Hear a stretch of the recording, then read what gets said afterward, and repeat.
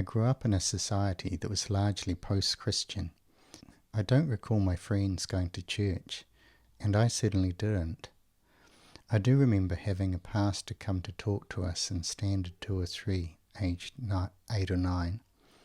Increasingly, the public discourse around Christianity has become vitriolic, giving the impression that the Christian religion is regressive and intolerant and responsible for slaughter.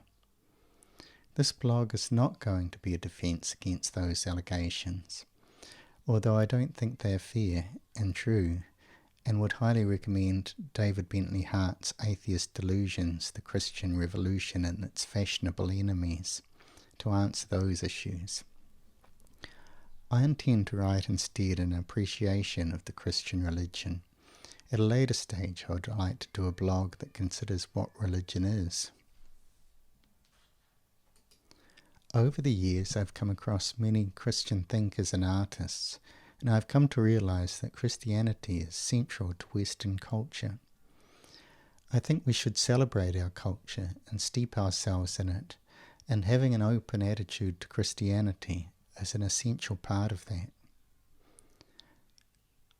J.R.R. Tolkien was the first author that I really read with joy and a sense of compulsion. His mythology, which forms the fabric of his work, is intrinsic to his Christian faith. C.S. Lewis's Narnia books had a wonderful sense of invention. Lewis wears his Christianity much more overtly than Tolkien.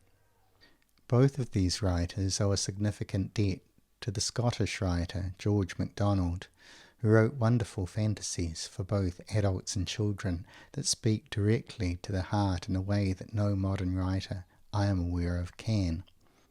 Lilith, Phantastes, and The Golden Key are gorgeous examples of the fantasy genre, still unrivalled. MacDonald also wrote much Victorian fiction, which, though very popular in his own time, is now not so highly regarded. I think largely due to his central themes of faith that critics are now allergic to. Lewis, Tolkien, and MacDonald are significant modern writers to me, whose Christianity provides a rich imaginative backdrop to their works. The large sensibility of G.K. Chesterton unfortunately has no modern correspondence, although it has a mirror within the Vedantic tradition with the works of Rabindranath Tagore and Sri Aurobindo, writers like Chesterton that are also overlooked by contemporary critics. I have recently started reading George MacDonald's Victorian novels and was interested in the way he depicted the Christian faith of the time.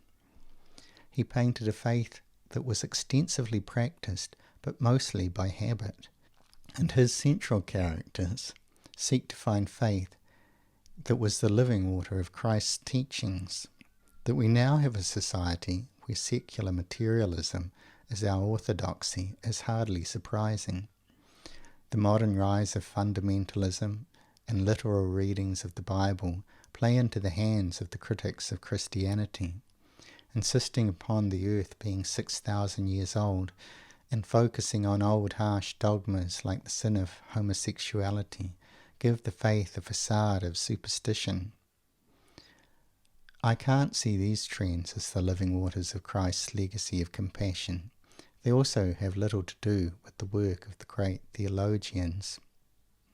Looking further back than MacDonald, we have amazing artistic achievements from Christian artists. William Blake's startling mix of visual, poetic and prophetic vision still sears the mind's eye. Wordsworth and Coleridge, Handel's Messiah, Bach's work almost entirely fits within the Christian context. Dante's works of sublimity cannot be separated from the Christian faith.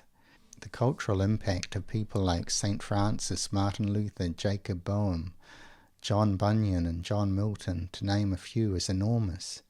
Trying to understand them without their Christian context is impossible. Today, amazing feats of engineering and massive public resources are invested in building roadways and their impressive overpasses.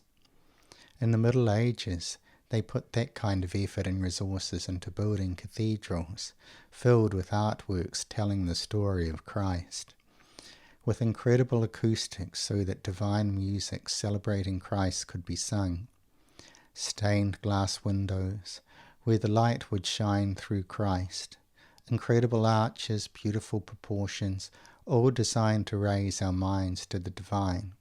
They are still there to be marvelled at. I find these much more impressive than motorways. Early Christian writers like St. Augustine, Origen, Geoffrey of Nyassa drew out of the teachings of Christ's rich theological traditions. We lack even the awareness of what it is that we are missing.